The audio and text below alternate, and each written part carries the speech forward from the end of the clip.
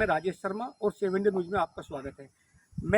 मैं तमाम दर्शकों को बता दूं कि मुजफ्फरनगर लोकसभा सीट भाजपा हारने के बाद कल डॉक्टर संजीव बालियान ने प्रेस कॉन्फ्रेंस करी और प्रेस कॉन्फ्रेंस करके ये कहा कि भाजपा में बहुत सारे विभिक्षण हैं जिन्होंने शिखंडी की भूमिका निभाई और उसकी वजह से चुनाव हार गया।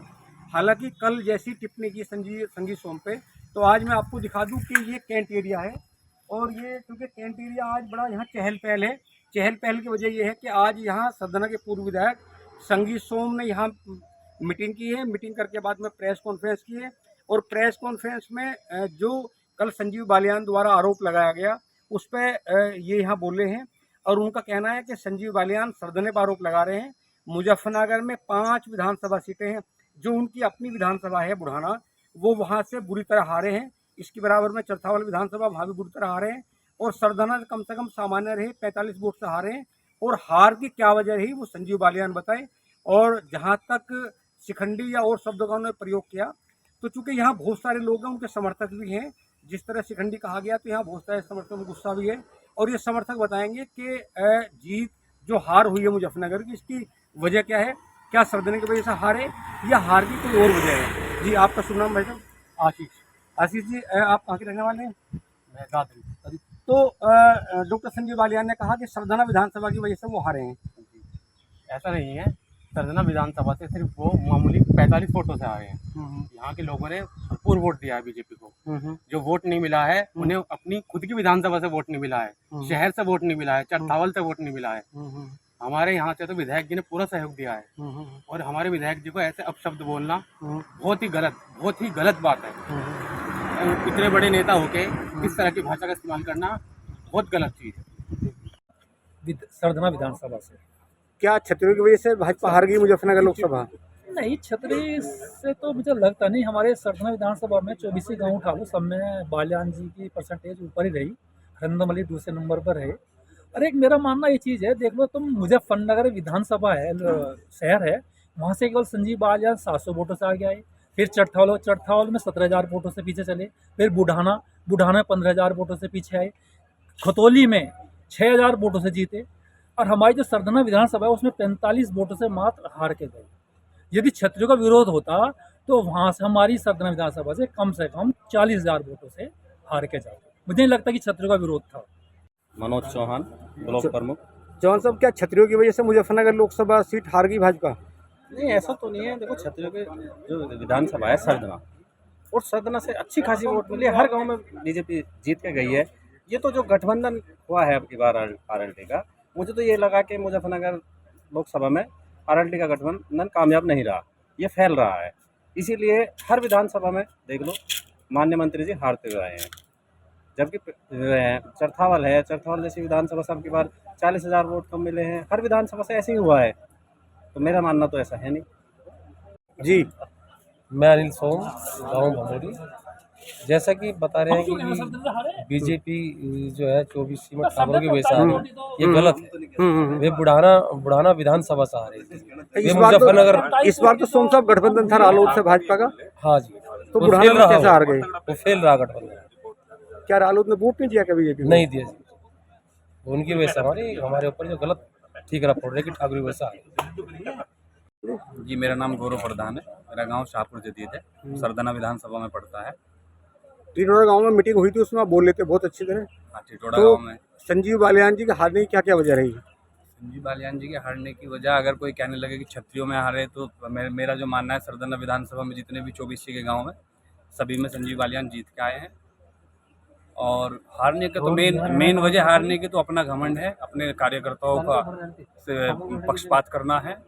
और हर बार गुर्जर समाज की जितनी भी वोट पड़ती थी टोटल, चाहे पिछला अजीत सिंह जी वाला चुनाव हो, चाहे उससे पहले 2014 वीरेंद्र सिंह जी भी लड़े थे, लेकिन एक तरफ सब संजीव बालियान जी को पड़ी थी। इस बार खुद मेरा जो मानना है, करीब 4 से 5 गांव तो ऐसे हैं जिसमें हारे हैं ये, चाहे उसमें गुड़म गाँव है, घोरिया गाँव है, मीरपुर है, तखावली है, और बराबर तो अधिकतर सभी गाँव में रहे हैं।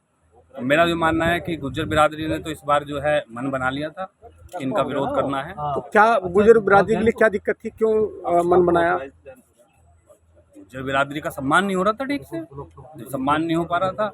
और हम तो गुर्जर क्या माने, हमने देखा है क्या नाम है, आप बुढ़ाना विधानसभा में आ जाइए, वहाँ से राज्यपाल जी खड़े थे, मेरे ख्याल से जब गठबंधन भी था, और 35,000 के करीब सहारे जीते थे। और आज जो है गठबंधन है, सारी चीज़ है, आप वहाँ से 17,000 से हार गए, आप चरथावल से हार गए, आप मुजफ्फरनगर जैसी जहाँ हर बार 30,000 वोटों से जीतते थे, अब की बार ऐसा क्या रहा मुजफ्फरनगर में जो 700 वोट की लीड रह पाई? तो विरोध था हर जगह। सरदना विधानसभा में मैं नहीं मानता सरदना विधानसभा में कोई ठाकुरों ने कोई विरोध किया है, किसी ने कोई विरोध करा। सरदना विधानसभा तो फिर भी ठीक रह गया, लेकिन जो उनके गढ़ थे वो वहीं हारे सब जगह। तो मैंने कहा विपरीत परिस्थिति के बाद, लोगों की नाराजगी के बाद भी हमने विधानसभा नहीं हारे। बालियान जी आपकी सुरक्षा पर सवाल खड़े कर रहे हैं। अब ये उनका विषय है, वो क्या कर रहे हैं। सुरक्षा कोई ओब्लिगेशन नहीं होता। उन्होंने सीधा अगर आप मेरी बात सुने, हाथ तो मैं सबसे मिलाऊंगा, मेरा कोई दुश्मन नहीं है। अगर मुझे हरेंद्र मलिक मिलेंगे उनसे भी हाथ मिलाऊंगा, मुझे देश का कोई और बसपा का नेता मिलेगा उससे भी हाथ मिलाऊंगा। मैं दुश्मनी किसी से नहीं करता, मेरी सबसे दोस्ती होती है। इसीलिए ये आरोप है कि आपने समाजवादी पार्टी को चुनाव लड़ाया और सरकारी सुविधाओं का आप आनंद ले रहे हैं। मेरे पास कोई सरकारी सुविधा नहीं है, सुरक्षा सुविधा नहीं होती, सुरक्षा इंटेलिजेंस की देन होती है, वो सरकार की नहीं, वो तो विपक्ष के नेताओं को भी मिली होती है। इतनी जानकारी सब लोग। सोम साहब बालियान साहब ने एक स्टेटमेंट दिया है, उन्होंने कहा है कि उनकी हार में एक बड़ा मुद्दा था हिंदू जो वोट्स में डिवीजन का होना।